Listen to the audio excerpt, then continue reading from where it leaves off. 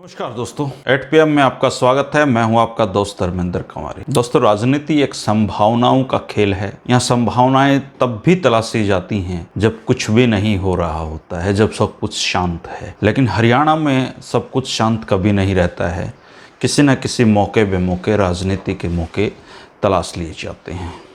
ताज़ा मामला जुड़ा हुआ है कालका से, और कालका में हरियाणा के पूर्व शिक्षा मंत्री, हरियाणा में भारतीय जनता पार्टी के पूर्व अध्यक्ष और बहुत ही बड़े नेता हैं पंडित रामविलास जी, उनका एक हवन का जो कार्यक्रम था शिवरात्रि पर बाड़ मोहल्ला के शिव मंदिर में, उसके बाद से ये कयास लगाए जाने लगे कि पंडित रामविलास जी कालका में चुनाव लड़ने की संभावनाएं तलाश रहे हैं।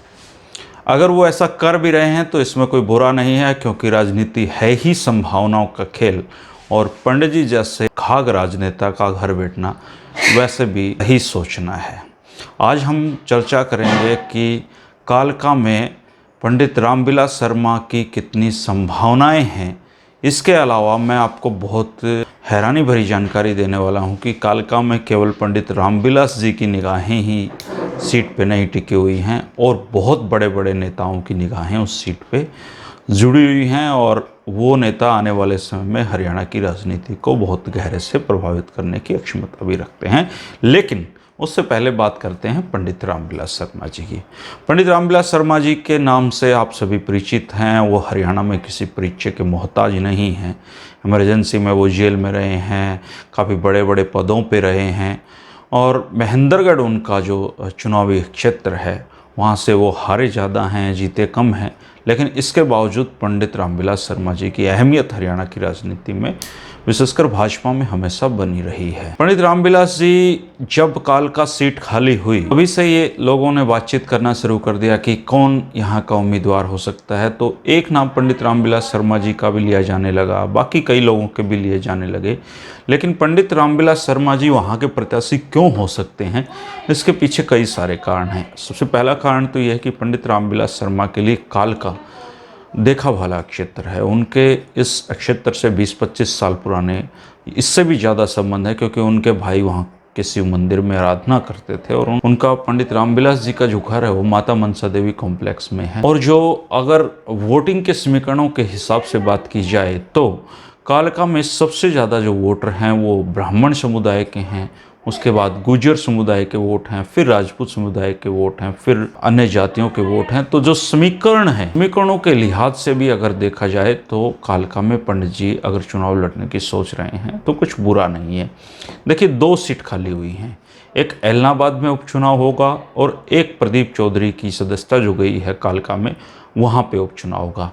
एलनाबाद में किसी पार्टी को कोई संभावनाएं नहीं लगती हैं, क्योंकि अभय सिंह चौटाला का वहाँ पर जीत कराना करीबन तय है। अब कालका बची सीट, पंडित रामविलास शर्मा जी जैसे जो गाग नेता हैं, अगर वो वहाँ पे लड़ने की सोच रहे हैं तो इसके पीछे कारण है कि वहाँ पर जीत की संभावनाएं ज़्यादा हैं, क्योंकि किसान आंदोलन का बहुत ज़्यादा प्रभाव उस क्षेत्र में नहीं है। दूसरा, जिस तरह अविश्वास प्रस्ताव का सामना भारतीय जनता पार्टी को करना पड़ा है, तो एक एक सीट बहुत महत्वपूर्ण है।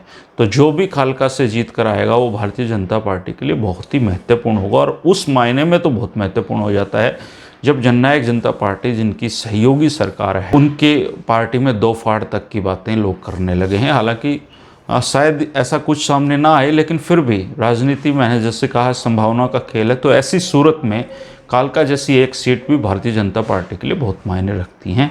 तो पंडित रामविलास शर्मा निश्चित तौर पे कोशिश कर रहे होंगे कि उनको ये सीट मिल जाए, और वो अगर जीतते हैं तो उनका मंत्री बनना भी तय है, यानी कि पंडित जी फिर से मुख्य धारा में लौट आएंगे। लेकिन यहाँ पे बैरियर बहुत, जैसा राजनीति में चलता रहता है, गुटबाजी चलती रहती है, एक दूसरे को गिराने की साजिशें चलती रहती हैं, उसी तरीके से यह बताया जाता है। हालांकि कोई इसके प्रमाण नहीं है, लेकिन ऐसा कहा जाता है कि पंडित रामविलास शर्मा जी ने हार के बाद मुख्यमंत्री मनोहर लाल जी से उनकी बनती नहीं है, और कुछ लोग तो यहाँ तक कह देते हैं कि उन्होंने मुख्यमंत्री को हटाने तक की मुहिम छेड़ रखी थी और वो उसके अगुवा हैं। तो ऐसी सूरत में मुख्यमंत्री मनोहर लाल, जो अभी अभी अविश्वास प्रस्ताव जीतकर भारतीय जनता पार्टी में बहुत ही मजबूत नेता के तौर पे खुद को एक बार साबित कर चुके हैं, तो ऐसी सूरत में वो उन्हें वहाँ से टिकट लेने देंगे, इसमें थोड़ी गड़बड़ियाँ मुझे लगती हैं। हालांकि पंडित जी माहिर हैं, कुछ भी कर सकते हैं। अगर वो मुख्यमंत्री को भी साथ जाते हैं तो टिकट उन्हें मिल सकती है। अब उनकी टिकट की राह में सबसे मजबूत जो दावेदार हैं वो लतिका शर्मा हैं, जो 2014 में विधायक थी। और ख़ास बात यह है कि वो कहीं ना कहीं वाया भटिंडा जैसे होता है अपने रामविलास शर्मा जी की भी डायरेक्ट टच में हैं, तो उनको साइड करके रामविलास शर्मा जी को टिकट काटना, क्योंकि लतिका शर्मा बहुत हो हल्ला वहाँ पे मचाने वाली हैं, बहुत मजबूत उनकी दावेदारी है टिकट के लिए, तो उनकी टिकट काट कर पंडित जी को देना थोड़ा सा दिक्कत है। लतिका शर्मा जी की टिकट की जहाँ तक बात है तो मुझे लगता है कि अगर लतिका शर्मा की टिकट कटेगी तो पंडित रामविलास शर्मा की भी मुश्किल ही लगती है। ऐसी सूरत में किसी तीसरे उम्मीदवार पर बातचीत की जा सकती है। और दोस्तों, आप में से अधिकतर साथी जानकर हैरान हो जाएंगे कि तीसरे उम्मीदवार की भी खोजबीन जारी है। और जहाँ तक मेरी जानकारी है, सुषमा स्वराज जी की बेटी हैं, हाई कोर्ट में प्रैक्टिस करती हैं, बांसुरी स्वराज उनका नाम है। और हरियाणा सरकार ने, आपको याद होगा, जो एजी के पैनल्स एडवोकेट की जो लिस्ट जारी की थी, पहली ही लिस्ट में बांसुरी स्वराज का नाम उन्होंने दिया था। तो बांसुरी स्वराज हरियाणा सरकार की पैनलिस्ट एडवोकेट हैं, एजी हैं, दिल्ली में हरियाणा सरकार के केसेस देखती हैं। और भारतीय जनता पार्टी में दाएं बाएं रहने वाले लोग थे जो अब भी राजनीति में सक्रिय हैं और वो बहुत प्रभाव रखते हैं, वो बांसुरी स्वराज को कालका के माध्यम से हरियाणा में एंट्री दिला सकते हैं पॉलिटिक्स में। इस तरह का कोई संकेत नहीं मिले हैं, लेकिन राजनीति में चर्चाएं तो होंगी।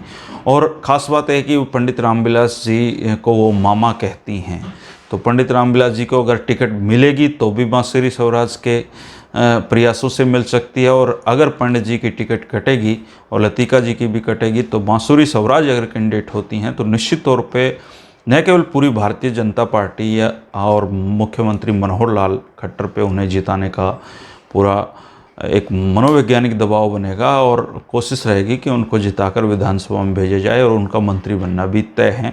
और ऐसा अगर संभव हुआ, राजनीति का गर्भ में ऐसा होना लिखा है, तो बांसुरी स्वराज अपनी माँ के नक्शे कदम पे चलेंगी। सुषमा स्वराज जी भी 25 साल की उम्र में हरियाणा में न केवल विधायक बनी थी अम्बाला सीट से, बल्कि च्युत देवलाल की कैबिनेट में वो मंत्री भी बनी थी। तो सुषमा स्वराज जी की जो एंट्री है, उनका जो गृह प्रदेश है वो हरियाणा ही है बांसुरी स्वराज जी का, तो बांसुरी स्वराज की जो एंट्री है वो हरियाणा से भी संभव है।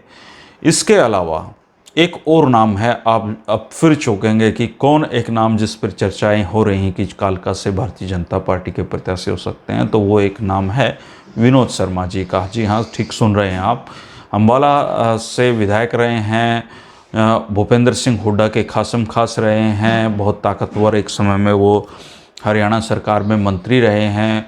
और दिनों का फेर आपको पता ही है, उनके दिनों का फेर ये है कि आजकल वो अपनी एक पार्टी बनाकर सक्रिय हैं और हरियाणा के अभी अम्बाला में जो नगर निगम के चुनाव थे, अपनी पत्नी को मेयर बनाकर वो अपना दमखम साबित कर सकते हैं।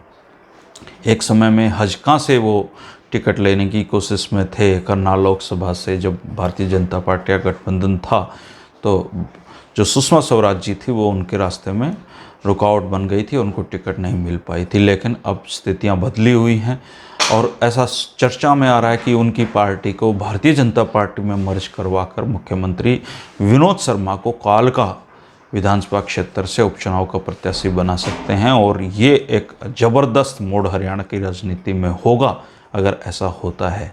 तो दोस्तों, ये जो राजनीति है, मैंने पहले कहा था कि संभावनाओं का खेल है और संभावनाएं सारे तलाश रहे हैं, जिनमें एक पंडित रामविलास शर्मा जी भी हैं जो संभावनाएं तलाश रहे हैं। हालांकि पंडित जी का अगर ट्रैक रिकॉर्ड आप देखो तो महेंद्रगढ़ से बाहर जब जब भी वो निकले हैं, अभी तक उन्हें सफलता हासिल नहीं हुई है। 2000 के चुनाव में उन्होंने बल्लभगढ़ और महेंद्रगढ़ दोनों से चुनाव लड़ा था, दोनों जगह से हार गए थे।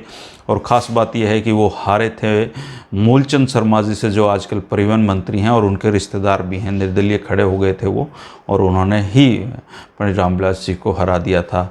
2 लोकसभा चुनाव में जब कुलदीप बिश्नोई और ये सब लोग लड़ रहे थे भिवानी से, तब भी पंडित रामविलास जी ने लोकसभा का चुनाव लड़ा था और उसमें भी वो हार गए थे। तो जब जब वो बाहर निकले हैं वो हारे हैं। लेकिन अगर कालका से टिकट मिलती है तो वो एक बार फिर से राजनीतिक दमखम दिखाने की कोशिश करेंगे।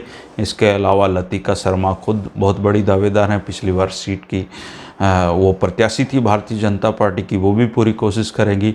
एक नाम सुषमा स्वराज जी की बेटी बांसुरी स्वराज का आ गया है और एक विनोद शर्मा जी का आ गया है। ये 4 कैंडिडेट, ये दावेदार कह सकते हैं आप भारतीय जनता पार्टी से हो सकते हैं। इनमें से किसकी लॉटरी लगेगी या फिर कोई पांचवा आएगा, वो भी संभावनाओं के ऊपर निर्भर करता है। और रही बात कांग्रेस की, तो कांग्रेस के लिए भी संभावनाएं इलाहाबाद में कम हैं, बहुत ही कम हैं। इलाहाबाद में अभय सिंह चौटाला के सामने कोई मजबूत प्रत्याशी चुनाव लड़ेगा या जीतने की संभावनाएं नहीं दिखाई देती हैं, तो वो कांग्रेस के लिए भी काल का ही हैं, क्योंकि प्रदीप चौधरी वहाँ पे सिटिंग विधायक थे और उनका बड़ा अच्छा प्रभाव है। तो उनकी पत्नी का नाम सामने आ रहा है कि उनकी पत्नी चुनाव लड़ेंगी। इसके अलावा चंद्रमोहन बिश्नोई दोबारा कोशिश कर सकते हैं, वो कालका के कई बार के सिटिंग एमएलए रहे हैं। इस बार पंचकुला से उन्होंने हाथ आजमाया था लेकिन हार गए थे, अब वो भी कोशिश में जुटे हैं। तो कांग्रेस के भी नए नए प्रत्याशी सामने आ रहे हैं, लेकिन ज़्यादातर निगाहें भारतीय जनता पार्टी के प्रत्याशियों के ऊपर है।